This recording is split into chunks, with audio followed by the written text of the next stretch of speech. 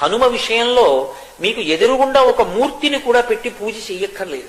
భయం వేసిందనుకోండి, ఎప్పుడైనా ఒక చీపురు పుల్ల తీసి మీకు ఎదురుగుండా రాయి కనపడితే రాయో ఏదో ఒకటి తీసి ఇసుకలోనో నేల మీదో అది పడిందా లేదా ముద్ర కూడా సంబంధం లేదు, హనుమ అని రాసి నమస్కారం చేసి నిలబడితే చాలు, ఉపద్రవం నుంచి గట్టెక్కుతారు అని చెప్తుంది శాస్త్రం.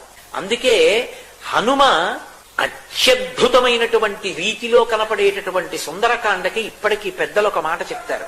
ఏదైనా జీవితంలో జటిలమైన సమస్య వచ్చినప్పుడు దాన్ని ఎలా పరిష్కరించుకోవాలో అర్థం కాకపోతే సుందరకాండ పుస్తకం తీసుకొచ్చి అక్కడ పెట్టి రామచంద్రమూర్తికి, సీతమ్మకి, హనుమకి నమస్కారం చేసి ఒక కొత్త చీపురు పుల్లని తెచ్చి కళ్ళు మూసుకుని సుందరకాండలోకి గుచ్చితే ఏ కాగితం దగ్గరికి చీపురు పుల్ల గుచ్చుకుంటుందో అక్కడ సుందరకాండ విప్పి చూస్తే మీ సమస్యకి పరిష్కారం రామాయణ కథాంతర్గతంగా అక్కడ ఉంటుంది.